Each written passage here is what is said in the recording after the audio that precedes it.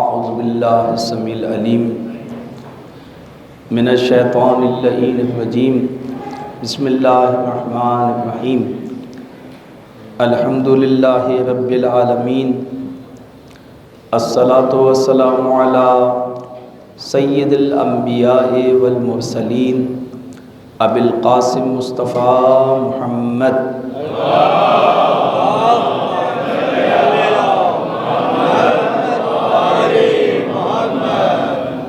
وعلى آلہ الطیبین الطاہرین المعصومین المنتجبین المنتخبین لا سیما لبقیۃ اللہ فی الارضین وحجتہ علی العالمین اما بعد فقال اللہ سبحانہ وتعالی فی کتاب الحکیم بسم اللہ الرحمن الرحیم یا ایہا الذین آمنوا لا تقدموا بین یدی اللہ ورسولہ واتقوا اللہ ان اللہ سمیع علیم۔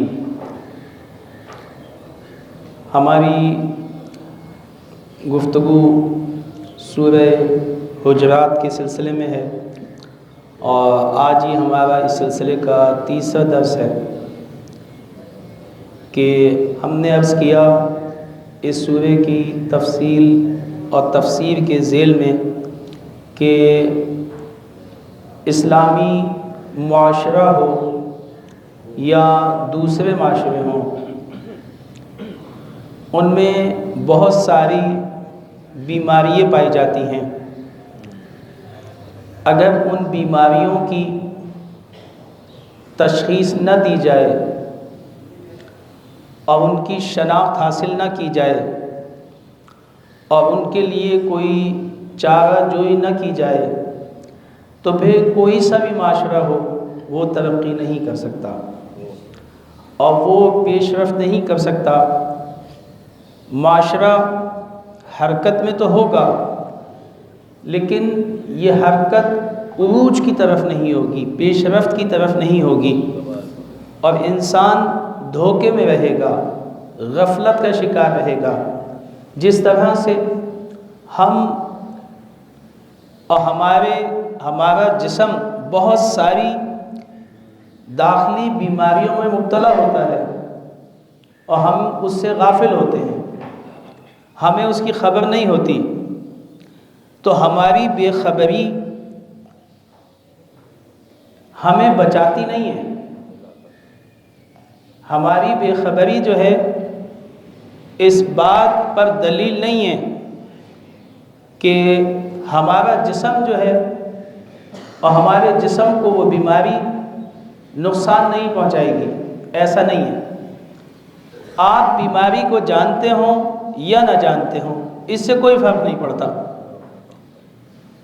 یہ بیمار شخص بڑا ہو یا چھوٹا اس سے کوئی فرق نہیں پڑتا۔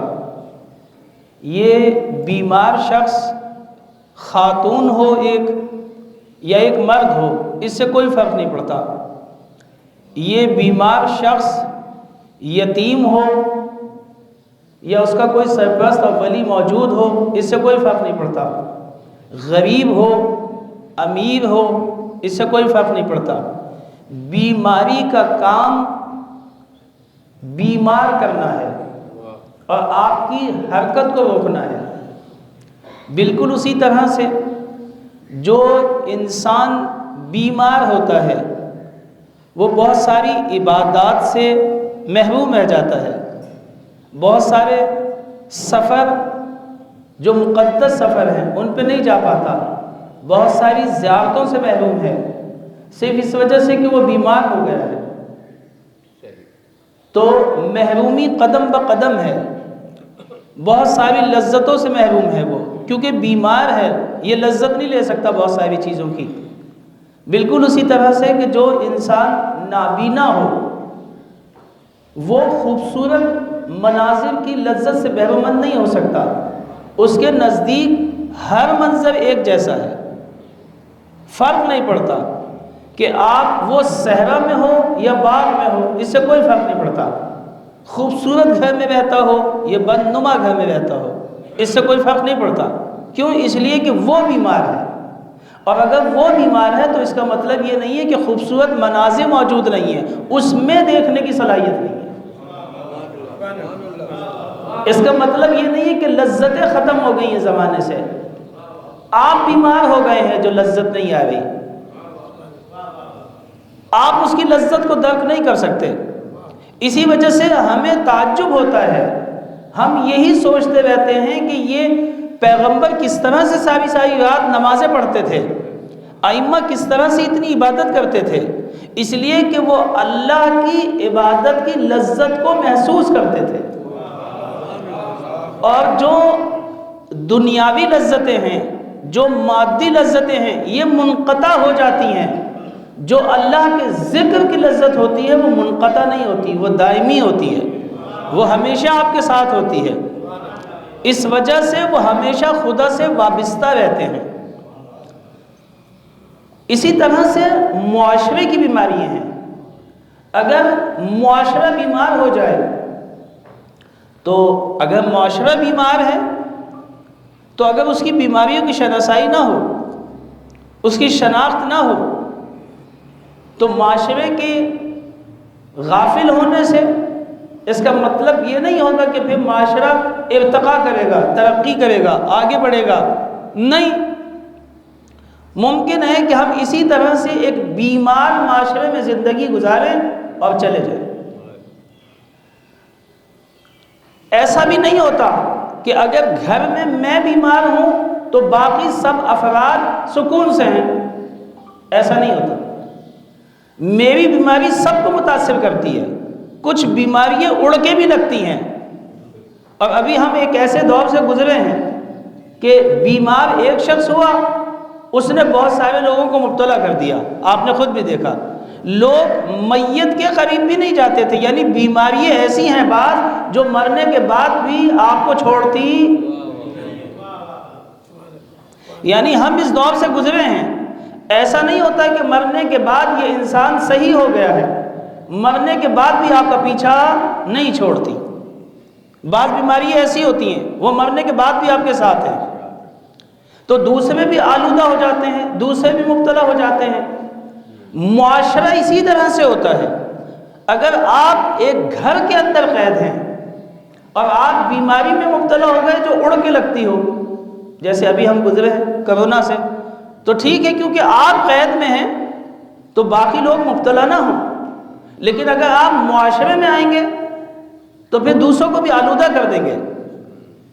یہ بیماریاں اسی طرح سے ہیں، ہماری جس طرح مادی بیماریاں ہیں، مانوی بیماریاں بھی ایسے ہی ہوتی ہیں کہ کبھی ہم تک محدود رہتی ہیں اگر ہم محدود ہوں، اور اگر ہم محدود نہیں ہوتے تو پھر یہ بیماریاں پھیل جاتی ہیں، دوسروں کو بھی آلودہ کرتی ہیں، دوسروں کو بھی مبتلا کرتی ہیں، اور پھر معاشرہ ترقی نہیں کر سکتا۔ آپ نے دیکھا کیسے روڈ سنسان ہو گئے تھے، کوئی کام ہو سکتا تھا؟ کیوں؟ حالانکہ بیمار تو ایک آدمی ہوتا، اس نے آلودہ جو کر دیا، خطرہ جو ہے آلودہ ہونے کا، سارے کام رک گئے تھے۔ حتیٰ کہ آپ نے دیکھا کہ جو اتنی بڑی عبادت تھی حج، جو طواف کبھی نہیں رکتا، وہ بھی جو جہاں امام حسین علیہ السلام کی زیارت پہ، جہاں پہ زائر رکتا نہیں ہے، جہاں اتنے بڑے روزوں کے اوپر زیارتیں رکتی نہیں ہیں، ہر وقت وہاں پہ زیارت ہے۔ آپ نے دیکھا کس طرح سے سنسان ہو گئی جگہ، کس طرح سے سناٹا ہو گیا تھا، کس طرح سے لوگ اپنے گھروں میں قید ہو گئے تھے۔ کیوں؟ اس لیے کہ آپ بیماری کو پہچان گئے تھے اور اس سے بچنے کے لیے آپ نے سارے کام کیے۔ لوگوں کی عبادتیں رک گئی، لوگوں کا ارتقا رک گیا، لوگوں کے سفر رک گئے، اس وجہ سے کہ ہم نے بیماری کو تشخیص دے لیا تھا، بیماری موجود تھی واقعاً۔ تو اگر ہم مقابلہ نہیں کریں گے تو پھر یہ سلسلہ اسی طرح سے چلتا رہے گا۔ پھر آپ نے دیکھا کہ کس قدر تیزی سے جو ہے کام ہوا، اس کو روکنے کی کوشش کی گئی، تلاش ہوئی، کتنی قربانیاں ہمیں دینی پڑی۔ آپ نے دیکھا کتنے لوگوں کو کس طرح سے اٹھایا گیا۔ معاشرے کی بیماری اسی طرح سے ہوتی ہیں، بعض چیزوں کی طرف ہم متوجہ ہو جاتے ہیں اور بعض چیزوں کی طرف ہم متوجہ نہیں ہوتے۔ مخفی بیماریاں ہیں،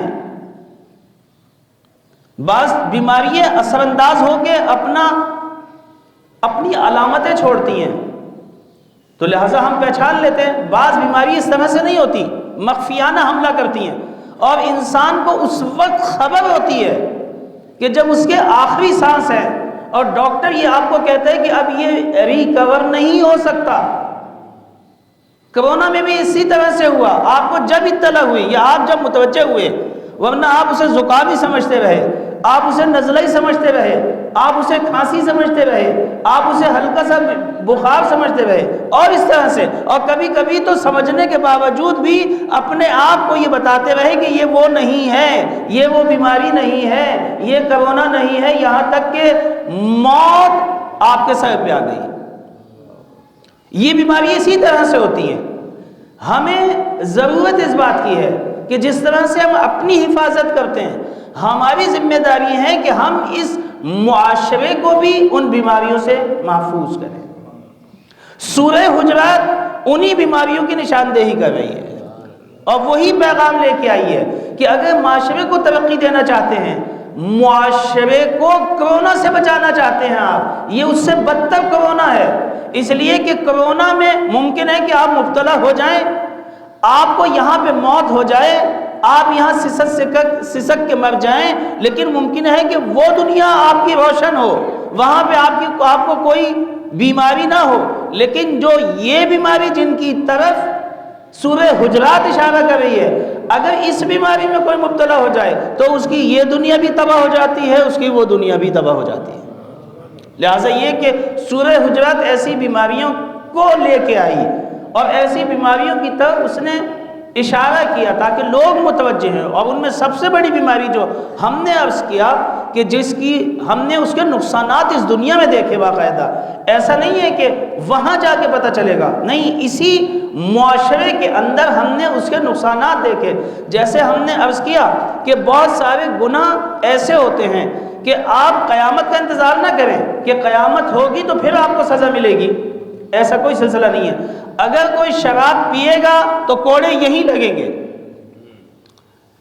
کوڑے یہیں پہ لگیں گے، چوری اگر کی ہے تو سزا یہیں پہ ملے گی، جو سزا وہاں کی ہے وہ الگ ہے، اگر والدین کی نافرمانی کی ہے تو عمر کوتا یہیں پہ ہوگی آپ کی، وہاں کی الگ موضوع ہے، وہاں کی بات الگ ہے، یعنی یہیں پہ جو ہے نقصانات کو آپ کو برداشت کرنا پڑے گا۔ جو اجتماعی اور معاشرتی بیماری مبتلا ہوتا ہے معاشرہ، اس کے اثرات بھی یہیں پہ دیکھتے ہیں۔ لاکھ کوشش کریں، لاکھ آپ ترقی کرنے کی کوشش کریں، لیکن کیونکہ بیماری میں مبتلا ہے معاشرہ، آپ بیماری کا حل کیوں پیش نہیں کرتے؟ مثال کے طور پہ ایک چھوٹی سی میں آپ کو مثال دوں، شوگر میں لوگ مبتلا ہو گئے، جو لوگ شوگر میں مبتلا ہیں، اب وہ انسولین کے انجیکشن لگوا رہے ہیں، تو آپ ساری زندگی لگواتے رہے، اس سے کوئی فرق نہیں پڑے گا، فرق یہی ہے کہ بس کنٹرول میں آ جاتی ہے۔ کیوں؟ اس لیے کہ یہ علاج نہیں ہے اس کا، آپ بیماری میں مبتلا ہو گئے، آپ اس چیز کا علاج کیوں نہیں کرتے تاکہ پھر یہ انجیکشن نہ لگتے رہیں؟ اور وہ کیا ہے؟ وہ یہ ہے کہ آپ کا جو لبلبا ہے اس نے کام کرنا چھوڑ دیا ہے، وہ انسولین نہیں بنا رہا، یہ ہمارا جسم جو ہمیشہ ہم لگواتے ہیں، یہ ہمارا جسم خود بناتا ہے، اگر اس کا علاج ہو گیا تو وہ خود آٹومیٹک طور پہ کیا ہے، اگر اس نے کام شروع کر دیا تو پھر ہمیں کسی انجیکشن کی ضرورت نہیں ہے، ورنہ آپ انجیکشن لگواتے رہیں اور پھر اسی طرح سے جیتے رہیں، اور آپ بد پرہیزی جیسے ہی کریں گے، کوئی بھی مشکل پیدا ہوگی فوری طور پہ جو ہے آپ پہ اٹیک ہوگا شوگر کا۔ لہٰذا یہ کہ ہمیں اس چیز کا علاج کرنا ہے جہاں پہ بیماری ہے، یعنی بیماری کا علاج کرنا ہے، بیماری سے غفلت نہیں کرنی، اور ان چیزوں سے کہ جہاں پہ بیماری کا مرکز ہے اسے نابود کرنا ہے، اس پہ کوشش کرنی ہے، ورنہ تو پھر ہم اسی طرح سے جو ہے انجیکشن لگواتے رہتے ہیں۔ معاشرے میں بھی جو برائیاں ہیں، قرآن جن کی طرف اشارہ کر رہا ہے، سورہ حجرات میں کہا کہ یا ایھا الذین آمنوا لا تقدموا، پہلی جو بیماری ہے سب سے جو نابود کر دیتی ہے معاشروں کو، وہ یہ بیماری ہے، لا تقدموا بین یدی اللہ ورسولہ، آپ اللہ سے مقدم نہ ہو، آپ رسول سے مقدم نہیں ہونا آپ کو۔ ہم نے اس کا نقصان اٹھایا، آپ نے دیکھا ہم نے جب پہلی جنگ لڑی بدر، تو ہم کتنے تھے؟ 313. اور وہ کتنے تھے؟ 10,000 یا اس سے بھی زیادہ. ہم 313 10,000 پہ غالب آ گئے. کیوں؟ اس لیے کہ ہم اس کی مخالفت نہیں کر رہے تھے. لا تقدموا، جیسے پیغمبر کہتے تھے ویسے حرکت ہوتی تھی، جیسے رہبر بات کرتا تھا اس کی اطاعت ہوتی تھی.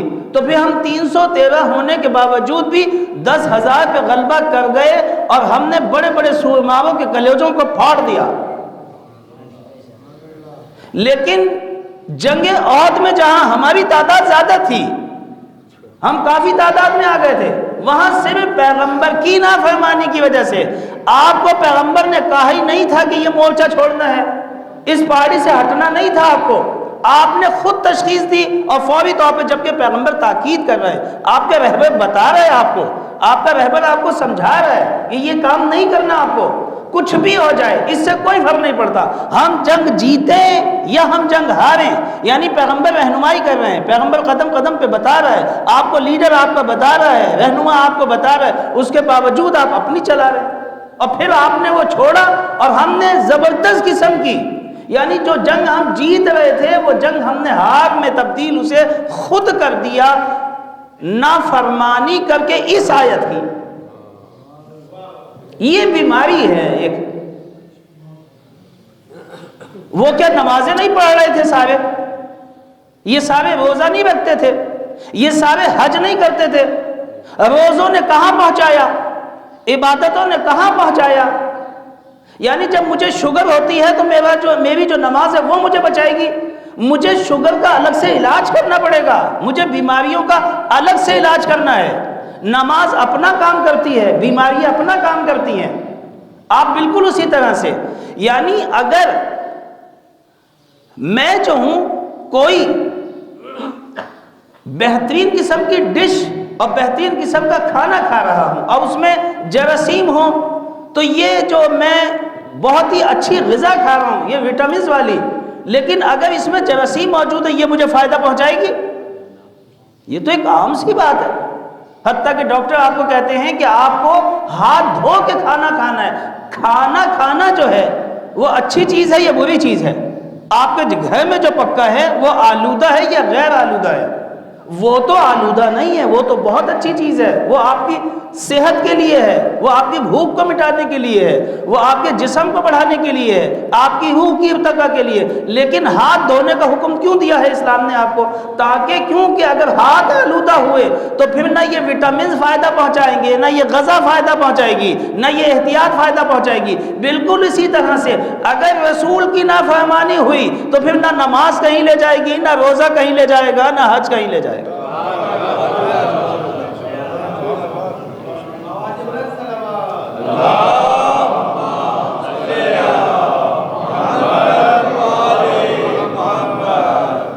ہم نے رہبروں کو کس طرح سے لیا ہوا ہے؟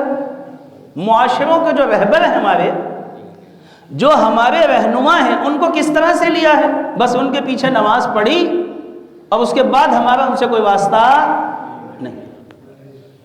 وہ کیا معاشرے کی اصلاح کے لیے کیا اقدامات کرنے کو کہہ رہے ہیں، اس سے ہمارا کوئی تعلق نہیں ہے. وہ کس طرح سے ہماری رہنمائی کرتے ہیں، وہ ہمیں کیا بتانا چاہتے ہیں، وہ ہمیں کیا کہہ رہے ہیں، نہیں، ایسا کوئی سلسلہ نہیں ہے. جب ہم تقدم کریں گے رہبران پر اور اپنے رہنما پر، تو پھر یہ نقصانات جو جنگ احد میں ہوئے وہ ہمیں دیکھنے پڑیں گے. آپ ایک لہجے کے لیے مولا کائنات کو ہٹا لیں تو پھر ہم نے زبردست قسم کی شکست کھائی ہے. آپ نے دیکھا پیغمبر شدید زخمی ہو گئے تھے وہاں پہ. پیغمبر کو بچانا وہاں مسلمانوں کے لیے بھاری پڑ گیا تھا. فوری طور پہ اللہ نے وہاں پر، خصوصی طور پر اللہ نے مولا کائنات کو بھیجا. خود مولا کائنات کی صورت میں مدد الہی آئی. علی نے اس دعا میں بھی ہماری مشکل کشائی کی. پھر وہی رہبر کام آیا، پھر وہی رہبری کام آئی. کہاں چلی گئی تھی امت؟ اس لیے کہ امتیں جب نافرمان ہو جائیں تو میدان ہار جاتے ہیں اگر رہبر پھر دوبارہ امت کو زندہ نہ کرے. اور اسلام کی آبرو کو بچا لیا.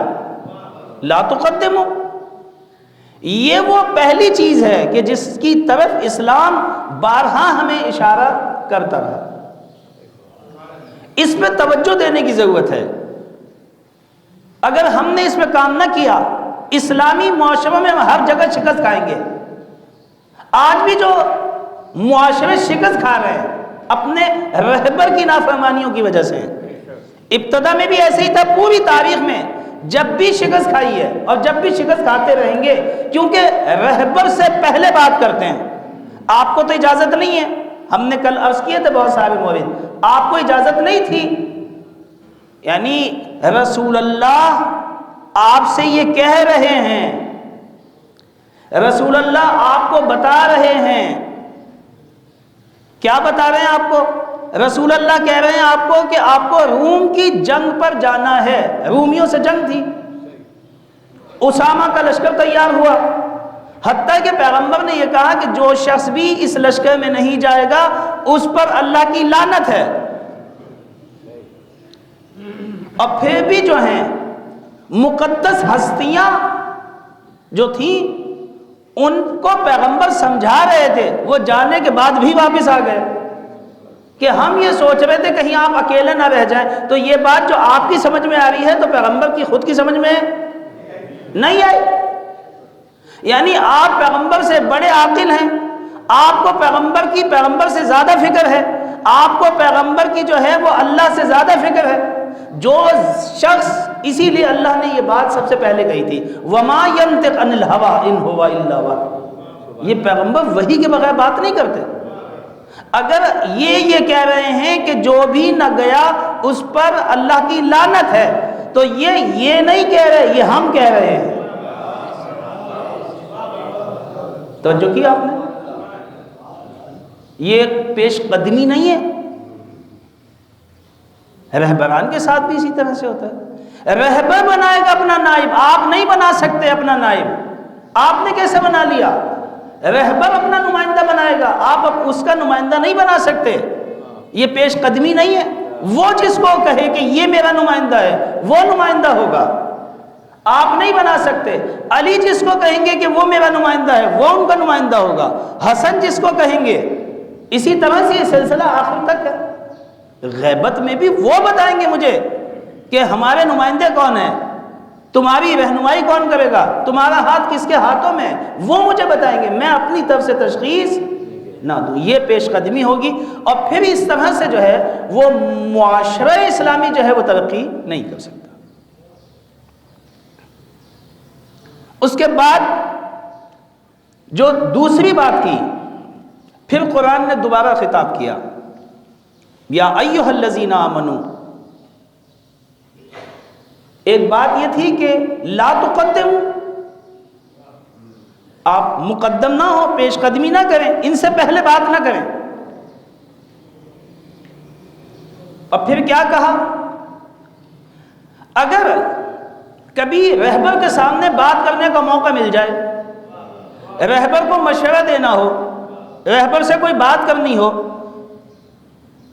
پہلے تو یہ بتا دیا ہے، اب آپ رہبر کی بزم میں آ گئے، کرنا کیا ہے، ادب کیا ہے؟ کہا لا ترفعوا اصواتکم فوق صوت النبی، خبردار۔ دوسری آیت میں یا ایھا الذین آمنوا، اے صاحبان ایمان، بہت ہی خوبصورت انداز میں قرآن نے بات کی، اے صاحبان ایمان ہم تمہارا خیال رکھ رہے ہیں، لا ترفعوا اصواتکم فوق صوت النبی، نبی کی آواز میں تمہاری آواز اونچی نہیں ہونی چاہیے۔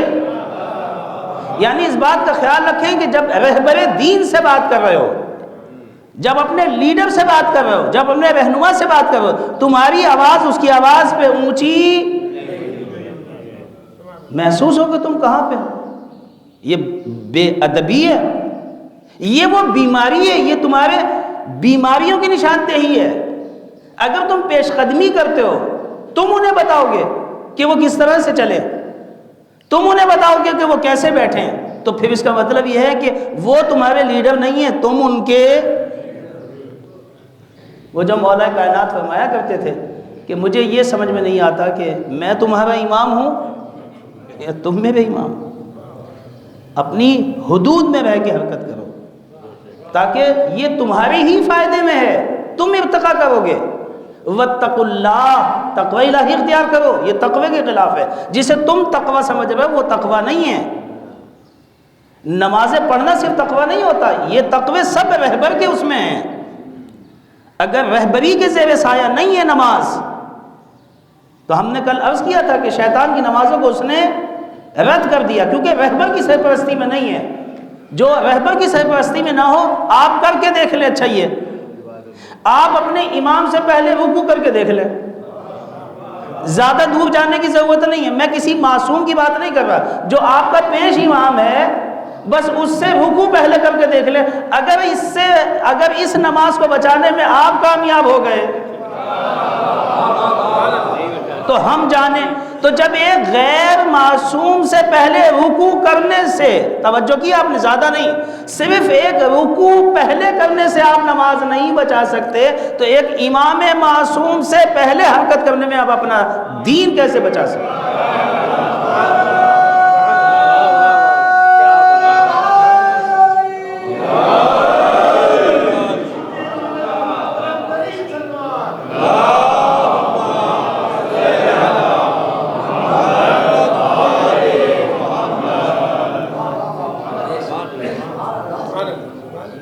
یا ایھا الذین آمنوا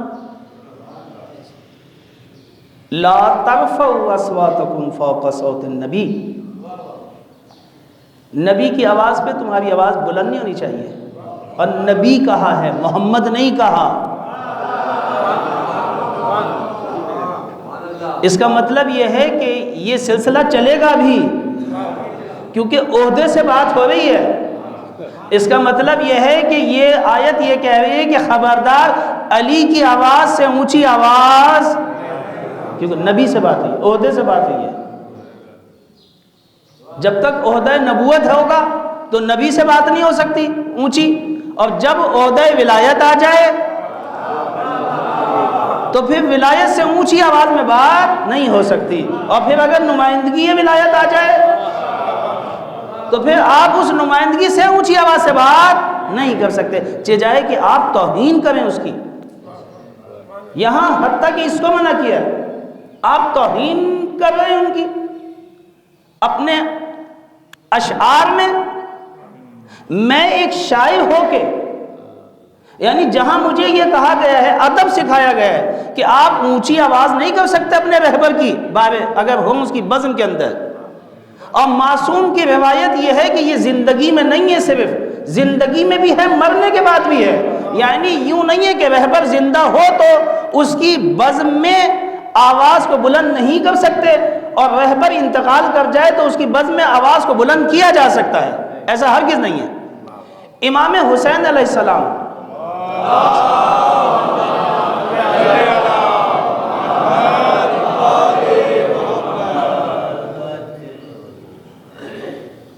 جنگ حضرت امام حسن علیہ السلام کا انتقال ہوا،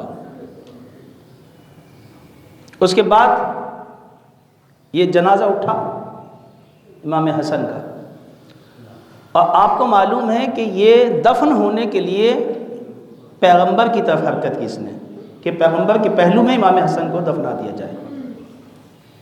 ایک بہت ہی محترم اسلام کی شخصیت اٹھی اور انہوں نے تیر برسانا شروع کر دیے،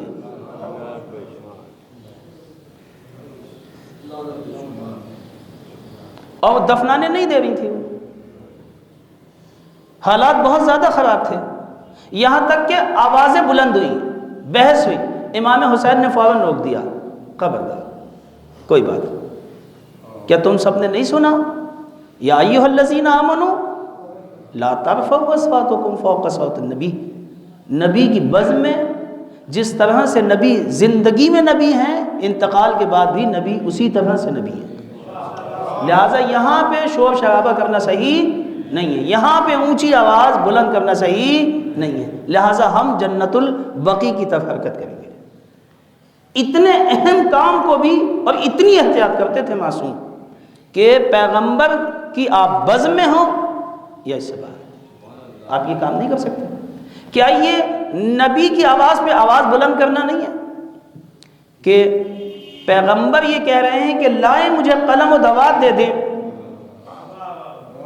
پیغمبر نے آپ سے قلم و دوات مانگا ہے، اور وہاں پہ صحیح مسلم کی روایت ہے، یہ صحیح مسلم کی، یہ ہماری کتابوں کی روایت بھی نہیں ہے، صحیح مسلم کی روایت یہ ہے کہ پیغمبر نے قلم و دوات مانگا، اور خلیفہ دوم یہ کہہ رہے تھے کہ پیغمبر پر بیماری نے غلبہ کر لیا ہے۔ اور ہمارے لیے تو کتاب خدا کافی ہے، یعنی پیغمبر آپ سے دوات و قلم مانگ رہے ہیں، اور آپ پیغمبر یہ کہہ رہے ہیں لوگوں کو کہ ہمارے لیے کتاب خدا کافی ہے۔ تو اگر کتاب خدا کافی ہوتی تو یہ بات کیا پیغمبر کو خود نہیں پتا؟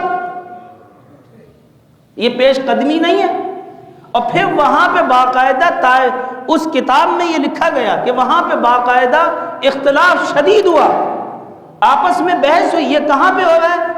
پیغمبر کی بزم میں، کہ جہاں پہ قرآن یہ کہہ رہا تھا وہ کیا اس میں حافظین قرآن موجود نہیں تھے؟ کیا قرآن کے مفسر موجود نہیں تھے؟ کیا قرآن کی تلاوت کرنے والے موجود نہیں تھے؟ کیا زہاد موجود نہیں تھے؟ کیا عباد زمان موجود نہیں تھے؟ کیا پیغمبر کو قریب سے سمجھنے والے موجود نہیں تھے؟ کیا قرآن کی ہر آیت کو نظر میں رکھنے والے موجود نہ تھے؟ یہ سارے موجود تھے، اس کے باوجود بھی پیغمبر کی بزم کے اندر یہ توہین کی گئی، اور پیغمبر کے ذہن پہ شک کیا گیا کہ ہمیں شرم آتی ہے وہ الفاظ کہتے ہوئے کہ پیغمبر ہذیان بک رہے ہیں خدا نخواستہ، جہاں قرآن یہ کہہ رہا۔ اور پھر قرآن نے کیا کہا کہ اگر یہ کام کیا تم نے کہ نبی پر، رہبر دین کے اوپر اگر تم نے یہ توہین کی، ان کی بے ادبی کی، ان کی صرف آواز پہ آواز بلند کی، تو پھر ہم تمہارے اعمال کو ہافت کر دیں گے۔ آپ مسلمان ہوں گے اپنے لیے، آپ نے نمازیں پڑھی ہوں گی اپنے لیے، آپ نے روزے رکھے ہوں گے اپنے لیے۔ اس کا مطلب یہ ہے کہ جو بھی رہبر دین سے ہٹ کے نمازیں پڑھے، نہ اس کی نماز قبول ہے، نہ اس کا روزہ قبول ہے، نہ اس کا حج قبول ہے۔ اور ہم اپنی بات کو اس شعر کے اوپر ختم کرتے ہیں، بہت ہی خوبصورت بات کی ہے کہ بے حب اہل بیت عبادت حرام ہے، اور زاہد تیری نماز کو میرا سلام ہے۔ انشاءاللہ تعالی العزیز مزید اس آیت کے سلسلے میں ہم بات کریں گے، اور اس قرآن نے اور معصومین علیہ السلام نے اس سلسلے میں جو گفتگو کی ہے وہ آپ کے سامنے بیان کریں گے۔ دعا گو ہے خداوند متعال سے کہ ہم سب کو ان آیات کی تلاوت کرنے کی، ان کا مطالعہ کرنے کی، ان کو سمجھنے کی اور ان پہ عمل کرنے کی توفیق عطا فرمائے۔ وآخر دعوانا ان الحمد للہ رب العالمین۔ اللہم صل